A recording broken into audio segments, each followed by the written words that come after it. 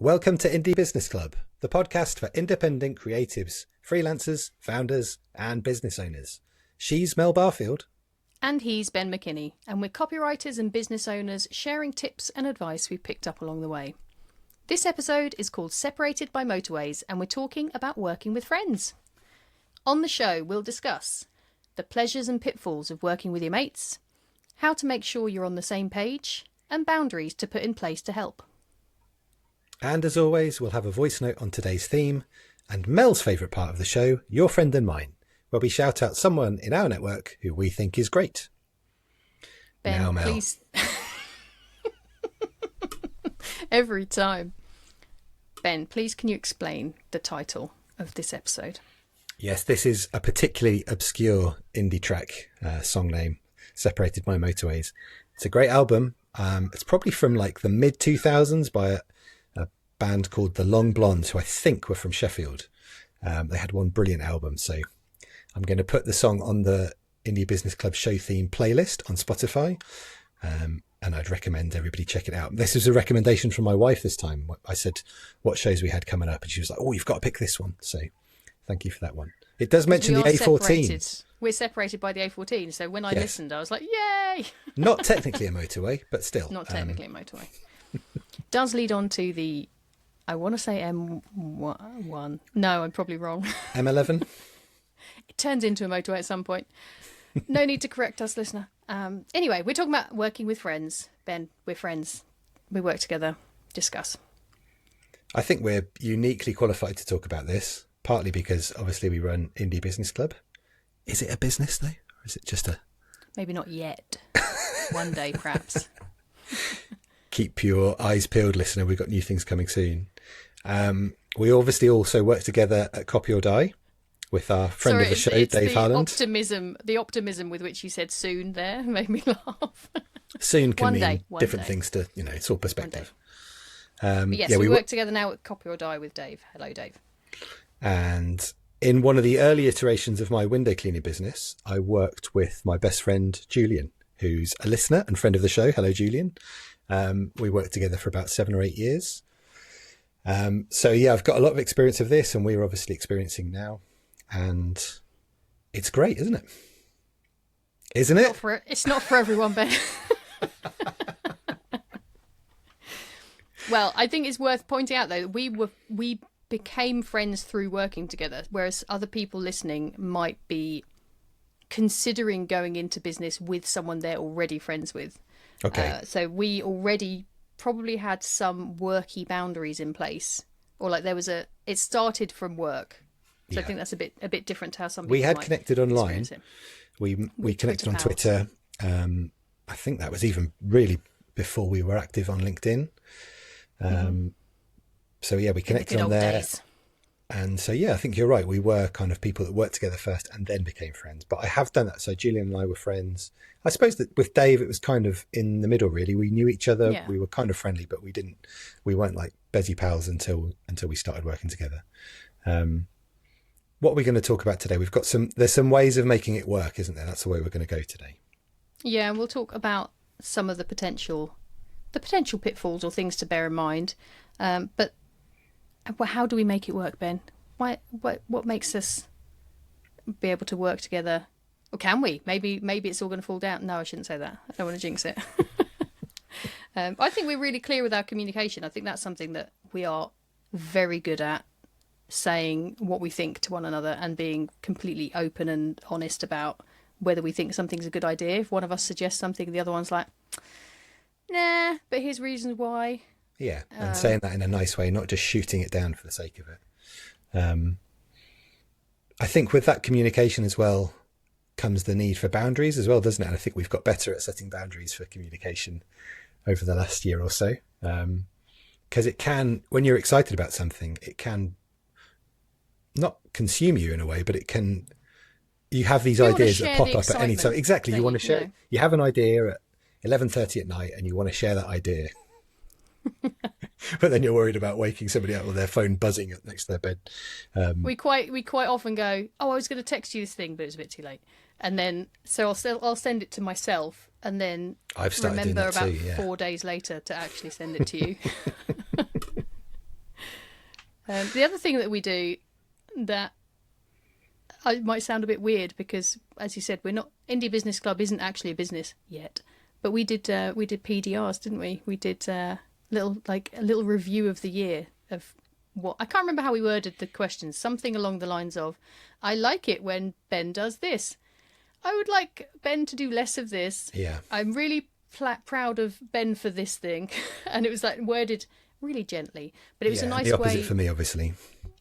Yeah, and that then gives the opportunity to get stuff down and then talk about it, rather than it being something that kind of festers. And you don't want to, if you're working with a friend, you don't want to end up with a situation where something's bugging you and you don't say anything about it for months on end. Definitely, yeah. And then it just comes out in a big argument, or just like the rot sets in because you can't get over this thing that's really annoying you and you haven't said anything. Now it's too late to say something. And so I think the communication side of things has to be really clear. We've also got a separate WhatsApp chat for copy or die stuff, separate to the existing Ben, Dave and Mel chat. And that is useful to be able to, if it is like after work hours, but I want to get something down, then I know that, well, actually, I know that you'll both just open it when you want. But if you choose to not look at work stuff, then you can. And you can, I think there's an option for a business WhatsApp version. I haven't done that because no, I haven't done that with any. I haven't got a separate business phone, and I don't care enough about that boundary to fart around doing it. But yeah, being able to talk to one another and making it really clear at the beginning, if you're starting out setting something up with a friend, that for the friendship comes first and the business. So if stuff goes wrong with the business side, try and make sure that you don't fall out entirely. What ways can people put stuff in place at the beginning of those conversations to make sure it doesn't all fall apart? I think giving each other with separate roles within whatever you're doing, that has been really important to us, and that's been really important to me and Dave. It's easy in the previous business that I spoke about that I ran with my friend Julian. We were pretty much both doing the same thing and kind of divvying up stuff as it came in, and it became just became unclear as to who was doing what when, whose responsibility something was ultimately. And with that becomes a lack of accountability. So then it's kind of just a little bit messy and a little bit of a jumble. And we worked together really successfully for a long time. And it was only really circumstances. I got married and moved away from, the town in which we both lived, and where the business was set, and it wasn't practical to kind of move the business over and to make it a success that way. So it wasn't that we fell out and it didn't work, but it did mean that actually when we were trying to kind of achieve any goals that we put into place or build the business in a way, actually there wasn't anything that was like, right, this is your responsibility, you're going to get this done by this date, and this is what's going to happen afterwards. This is on the other side, this is your responsibility. And I think that's one of the things that we have done with Indie Business Club right from the very start. There's always a little bit of kind of flexibility. When we very first started, I was literally weeks away from going on paternity leave. So you took all of that stuff that was needed for setup and did it. And then I had to kind of get myself back into things as the paternity leave ended and kind of take some of those roles back. And that wasn't easy, I don't think, for either of us, because that then was not like me coming and treading on your toes, but me almost like being a little bit reluctant to take something off you to an extent, or to actually understand what I needed to do to make things a bit more equal in the responsibility, the way that they were divvied up. But with Dave and I, it's slightly clearer because of just the time that the business started. That was something I was really keen on at the start, was to have separate roles within the business and to both have separate responsibilities about what we did. And that's worked really well so far. I just want to go back to the PDR thing. You might just want to say what PDR is for those of us that don't. For those of us that have never had a proper job. Performance development review or annual review. Or I was really surprised at how useful I found it. So the last time I had a proper job was 22 years ago. No, in the 2000s, thankfully. I was at school in the 90s, Mel. But yeah, I didn't have any in those jobs because I was just in a little junior role, and I either didn't stick around long enough, or perhaps it just wasn't part of the thing. And when you said about doing it, I was a bit reluctance, probably the wrong word, but like, really, is it necessary? And I was really surprised at how useful I found it, how useful it was being able to, in our case, we wrote them down. So we both have a remarkable, you'd made the document so that we could then scribble it by hand rather than maybe sit and type. I appreciated that, the fact that I could write and just have that kind of brain to pen connection and just write freely, and being able to write freely on my own and then kind of send the document to you. So not even really doesn't kind of feel have like to say it, almost. exactly. Not even have to kind of be face to face. That there was something really freeing in that. And we're both really kind to each other, and it was a really positive thing. I didn't expect that, I suppose, that I'd get as much out of it as I did. Did you think it was my way of telling you off for loads of things, and that was why I wanted to do it? So that you, like, when I suggested it, were you like, let's put that question in the next PDR. I can answer it then. It's interesting to think back to that time, because I know that I have been I found it really hard when you came back from paternity leave to trust that things were going to get done, not because I don't trust you, but because I know what it's like to have a newborn baby. I thought, and so there were lots of times where I was like, just like checking that you know what day it is and that we've got an email due tomorrow, whatever it was that I was like checking up on you. And I know that annoyed you sometimes, and because you told me, because we're clear about we like had good communication. Really and it wasn't even to say, actually, this I find it stressful when you do this, like to be able to put things into words. And then I think what we're really also really good at is then helping each other to like work through like how each of us is feeling, so that then makes it stops becoming like this thing where you're pointing at the other person going, you're doing this thing wrong. It's more like, I'm feeling this way because of something, let's talk about it. And I think as well, maybe a little issue came up with me not wanting to let you down. So me wanting to say, yes, I'll do this thing. And almost knowing in my head, like, when on earth am I going to get this done? Or when will I have the energy to do it? Physically impossible. Yeah. Will I literally have the time to do it? So I would say yes to something and then find it difficult to get it done. You were very understanding about that. Obviously, like you say, you know what it's like having a newborn and, a small family and no sleep and all that kind of thing. But I think that part of it came. So I needed you to say, I'm finding this really challenging that you're not getting these things done. But I know it's not that you don't want to do it. It's just, can you actually do it? So that would happen when I'd say, yeah, I can do this. And you'd be like, can you really do it? Because I don't mind. With the communication came, and then obviously things clear as babies get older and sleep becomes a bit more routinized sometimes. Theory. At some point it will be anyway. At some point. I think that's one of the things that's really nice about working with someone that you're already friends with, or being friends with someone, because it means that you are much more likely to have that empathetic kind of like, my first concern is, are you okay? And then the worky stuff is secondary to that. Whereas when you're doing a straight up business transaction with someone that you're not already friendly with, hopefully they'll still have some empathy, but you don't feel like you can go, actually, I was up all night with the children. I've had no sleep. I feel like death. Can I push this deadline further down the road? That's one of the things that working with friends makes a lot easier. Being able to be completely honest about how, the state of your life at any one point in time, and how that's then impacting your ability to think clearly and get stuff done. That's one of the things I really like. And just the thing I love about what we do is building something cool together as well, because we're invested in the end product of not end product, but the work that we're doing. We're really invested in that, but we want it to succeed for ourselves and each other because of that added element of friendship. I really like that part. Yeah, me too. And I think when you run your own business, when you've got a family, or if you're just focused on your own work and you've worked for yourself for a long time, or even if you're new at working for yourself, it can be really lonely, can't it? You're kind of doing everything. You've got to have that self-motivation to continue to get up and go, whether you're doing regular small one-off projects or whether you're working on one big long project. it comes with the need to have that self-starting motivation. And I would think we certainly have that. And I think most of the people that listen to our show will have that because they have that kind of entrepreneurial attitude, or they're doing their own thing. But there are times, that those energy levels and those motivation levels, speaking from experience, they really ebb and flow. There are times when you feel like you can just accomplish anything. And then there are times when it's like walking through mud and you think, I can't do the next, in our case, word, because we're writers.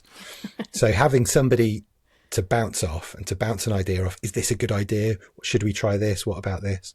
And to also have the accountability when it comes to building something, that really, going to use a LinkedIn bro word here, that really supercharges me. I feel like, I love the fact that we've got right, we're doing this together, and I know that I've got this deadline, and the person I care about, who I'm working with, is right on the end of that screen, and we're going to work together and we're going to build something together.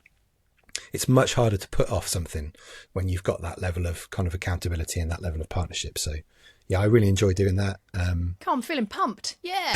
Go us.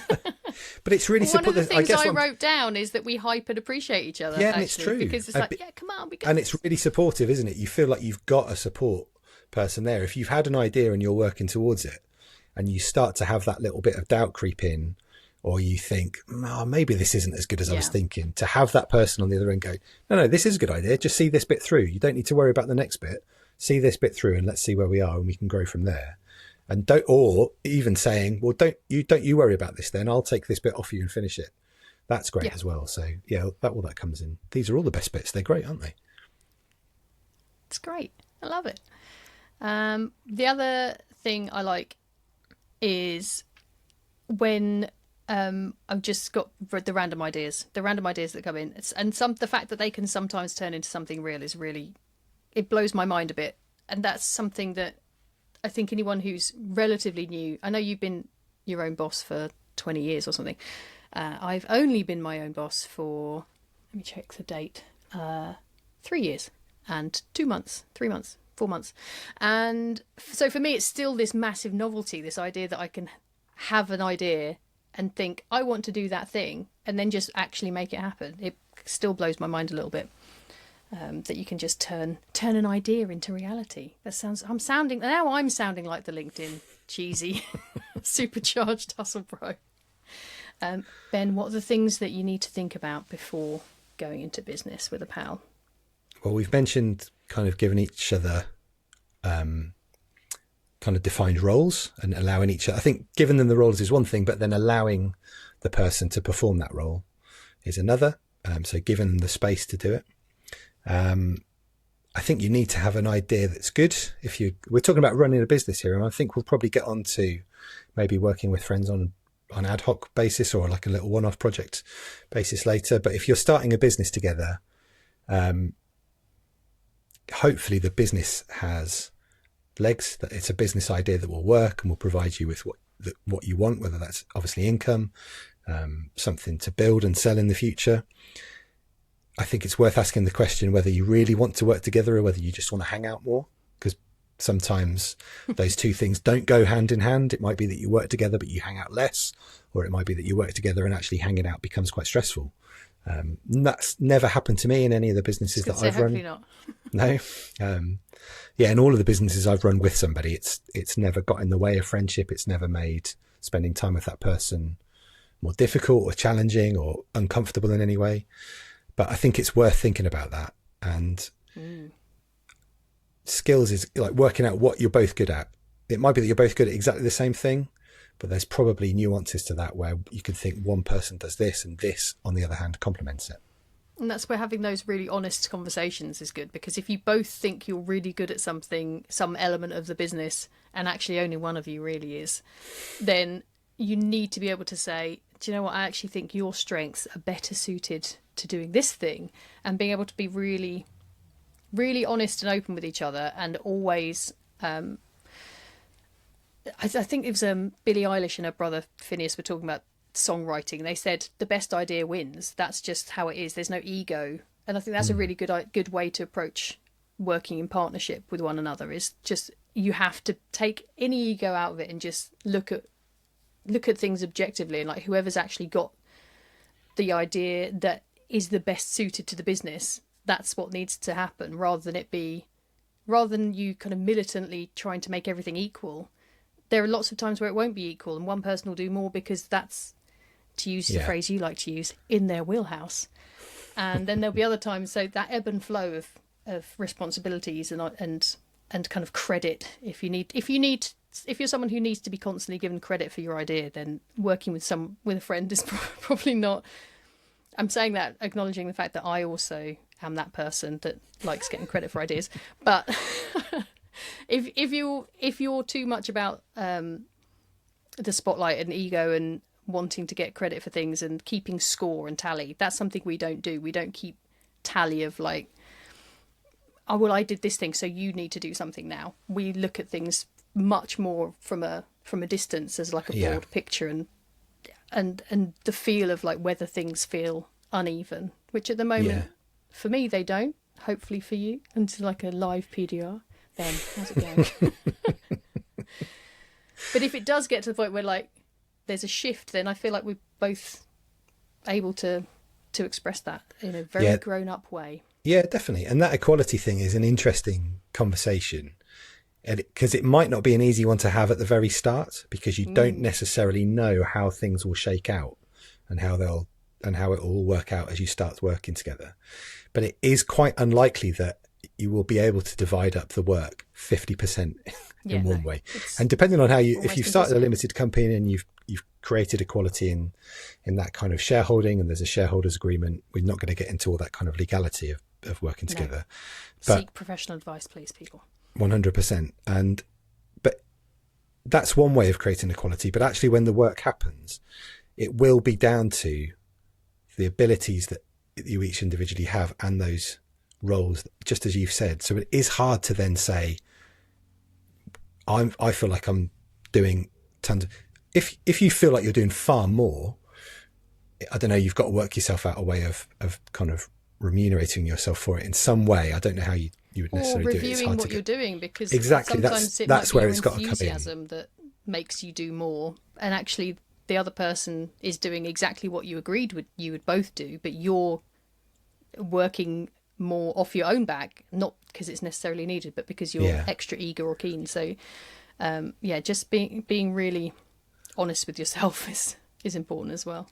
And you find out a lot about yourself when you're working with somebody as well. That's an interesting position to put yourself in. And I felt like so I've had good experiences every time I've run a business with somebody, but actually one of the things when my window cleaning business split, so Julian and I split the business up, and I run one thing from one area where I live, and he runs kind of the old business from where he lives. But actually one of the things I really relished after that point was, if something worked, it was 100% down to me. And if it didn't work, it was 100% down to me. I relished both, even though that might sound daft. Actually, if something didn't work, I knew it was completely down to me. And I didn't have to shift the blame onto it or think, maybe has one of us done something that the other, that's messed something up from the other. And actually that was a little weight off my shoulders to an extent.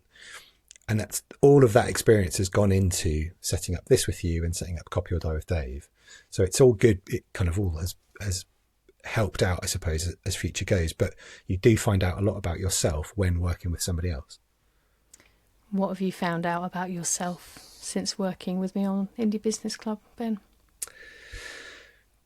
Just how patient I am. And I knew you were going to say that. I literally knew that was going to be your answer. One thing you've written in the show, in the rundown, it helps if at least one of you is organised. So I think as a bit of PDR, we should explore this live on the show. Is that an aspirational comment? With a little chuckle to myself. No, I imagine it helps if at least one of you is organised. You are more organised than I am. I'm very optimistic when it comes to organisation, but you are quite organised. I'll happily admit that on the show. Time's an interesting thing when you work with somebody. You have to ring fence certain periods of time to work together, and again, that has to be make sure that it works for both of you. And then you probably have to give each other the space to go off and do things individually as well, and not kind of watch the clock or not watch the time that somebody else is spending. So that, depending on your view of time, We're never going to get into my view of time on the show. We don't have enough time for that. We don't have enough time, or maybe we do because it's not linear. But that's an interesting one about time, because it say you're hypothetical. Two graphic designers are setting up. One's got 20 years experience. The other one's got 2 years experience. Should they both be spending the same amount of time as one another on a project or whatever? Or is it output that you should be measuring in terms of making sure that a business arrangement is fair among friends? Difficult one, because it depends if they want to be the operatives, the ones doing the work, or whether they want to build a business, and there'll be administration roles that come within that as well. So maybe the one who can do things perhaps more quickly, and with design, there's nothing's ever a piece of string, is it? How long is it? But this is the thing about defining roles. So are you both going to be doing, in that scenario, are both people going to be doing the work, doing the graphic design? Who's going to be doing the admin? Who is the secretary, in a sense, who sorts out all the legal stuff and makes sure that that's all taken care of? All of those things come into it. It's a big old juggling act, and you have to kind of be on the same page in kind of juggling it together, and who's doing what. This is where being open and honest comes in, though. It's really important, I think, to be open. We talked about with kind of life, if you've got a big life event going on, being open about that and how that affects your performance at work. It becomes more than a job, doesn't it, to an extent? And it's more than just being a freelancer where you think, well, I can move my time around here and do something in the evening. Maybe that doesn't work for the business when you're in a partnership. Maybe it does, but you've got to work it out together. And it's really important. Dave and I have found this about being really open about where we are in, not just in work, but in life, with kind of financially, with money, with everything, with what's going on in your home, in your house. The more open and honest you can be. And we're not trying to get each other individually to reveal deep, dark stuff about yourself, or stuff, really personal, private stuff about your family, but just making sure the other person is aware of what you've got going on really helps when it comes to lifting the other up if they're flagging, or if they're struggling with something. Because then if you don't, the business is what will ultimately suffer, I suppose. Yeah. Yeah, and if things do start to go wrong, no, I don't mean within your business, and in the hypothetical other people's businesses. The graphic design business. The graphic design business. I know what's happened.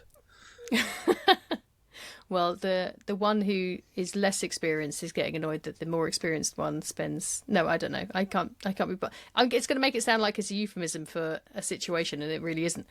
But say things start to go a bit wrong. I think everything that we talk about, almost everything we talk about, we end up going, prevention's better than cure, and you need to try and put stuff in place before things go wrong. But how would you deal with it? Say something went wrong in a business that you were working in with a friend. Like, how would you approach it with me or Dave? I mean, hopefully you've got... Not on air, please. Really want to talk about this now. I mean, if you've built, let's say you've created a limited company, it would be important to review your shareholders agreement and kind of the legal aspect of the business that you'd set up, because that would give you some information of where you both stand. And if things have got to the point of going really wrong, where it looks like it might either dissolve or just not work anymore, then if you don't have that set up at the start, that could be a place where real difficulties came in with either friendships or, the interpersonal side of it. But as always, we've said all the way, the first thing we said was it starts with communication, doesn't it? So if that's gone, you have to try and reestablish it and speak openly and speak honestly. And this is why the PDR was good, because it stopped any kind of conversation being a finger point. Well, you do this, I don't like this. And then the other person immediately is on the back foot going, well, you do this, I don't like this. Having that regular kind of touch point, if you haven't written it down in the PDR, you can't complain. That's the rules. But it's interesting. It's not quite 6 months since we did our one, isn't it? But it would be worth maybe doing one again a bit more regularly. Yeah, maybe we should do a summer one, sort of a 6 monthly check-in, because a lot's happened. This is another thing about business. If you're starting up, then a lot can happen in Yes. a short space of time, and a lot can change in that short space of time. And it may be that once the business is fully established and working at the way it's working and you've got everything set up, that actually things don't really change. They just move forward at a nice steady pace. But at certain times in the business, things really shift quickly. And it might be then that you need to just kind of how do we feel about this? How do you feel? Where are we? Where are we going? And it ties in with setting goals for the business and having like a clear direction, all that sort of thing. So, Well, I'd already made a note on here about reviewing the division of labour regularly as well. So that yeah, that's a good one. we were saying earlier about who has which tasks, and at one point in time it suits for me to do something that might need more regular attention, whereas you might do the things that are more spread out and ad hoc, whereas then other times, depending on, but that's what, like you said, it comes back to what's going on in life as much as in the business as well, and making sure that everything's accounted for. Shall we have today's voice Shall note? we? And then maybe once we've heard the voice note, then we can touch on the idea of perhaps working with friends on a project basis or just as a one-off or an ad hoc thing. This voice note's been a long time coming, Mel. It has been a long time coming. Today's voice note is long-term friend of the show and your friend and mine, Bonnie Harrington. Lovely Bonnie. Lovely Bonnie. I didn't give her full title, sorry. Lovely Bonnie Harrington.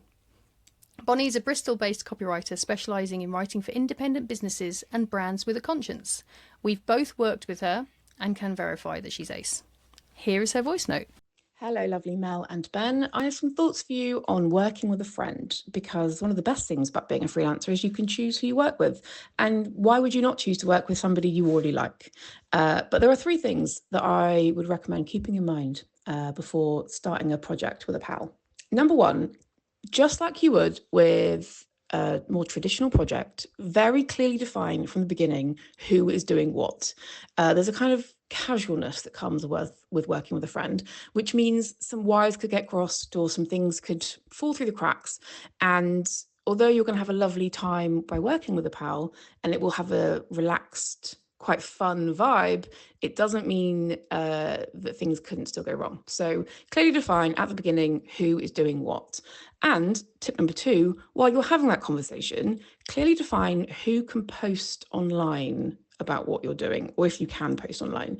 Sometimes if you're being contracted in by a friend, they might not have cleared that yet with their client, or they might be having that conversation with their client, or they perhaps might just not want their client to know that somebody else is involved for whatever reason. So it would be a boo-boo to suddenly post on LinkedIn, I'm really pleased to be working with my friend, and sort of drop them in it. So just clarify, is this a secret project or is this a public collaboration? And also make sure you're on the same page about payment, because sometimes friends do friends favors and they don't expect to pay. And sometimes if there is, client work going out, there should be a payment. So just make sure that you're on the same page about if you're charging your full day rate, if you're doing some mates rates, if this is a complete freebie favor because they're going to get you back next time. Just define things as clearly as possible, because the worst thing that could happen would be to do a really fun project with a friend and it's go a bit wrong and then you don't want to work together again. So those are my 3 tips. Enjoy. Thank you, lovely Bonnie. You can find Bonnie on Instagram at wordsbybonnie and at wordsbybonnie.com. She's brilliant. Check her out. Ben, what do you think of those 3 points? So Bonnie said we've already covered this one. Very clearly define who is doing what. Yep. Number 1 job. Number 2 was make sure that you have permission to post about the project online. We would always advocate full transparency with your client if you're subcontracting. But sometimes, it might be the case that you're getting a little bit of support or using somebody as a consultant to help you work through some ideas or whatever. Just, definitely make sure that you're allowed to post online about it and that your friend that you're working with is happy for you to post. And then payment, that's such a good one, such an important one, because I've seen this happen where people, not since being freelance actually, but in my personal life, where friends have offered to another friend to do something and it's unclear whether there's payment going on, and then it can really build a bit of resentment when it turns out there is not. There's just a thank you and some cookies.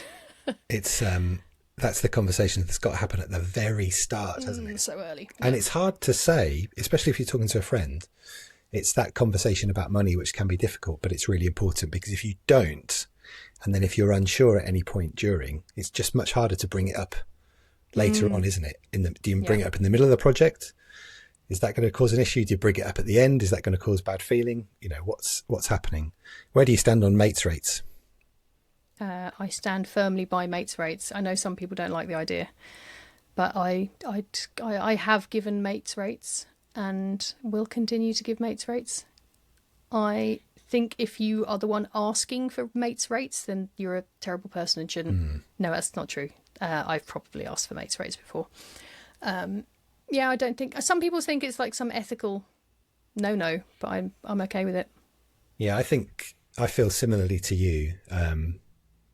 I mean, I wouldn't ask for a mate's rate. Can you do this for me at this matey ratey price, please? But I think if you're the person doing the work, actually there's a consideration to the fact that the other person has already done the legwork of getting in the client and is kind of presenting you the project, hopefully kind of well organised and on a plate and ready for you to just do the bit that you're good at. So I get that part of it too. But yeah, again, like we said, it's got to be the conversation that's had almost, if not first, then certainly second on the list after. When is it due? When do you need me, and how much is it? They've got to be the first two things. I like the fact that Bonnie said at the start, why would you not choose to work with someone you like or somebody you already like? I think that's a really nice attitude to go into it with.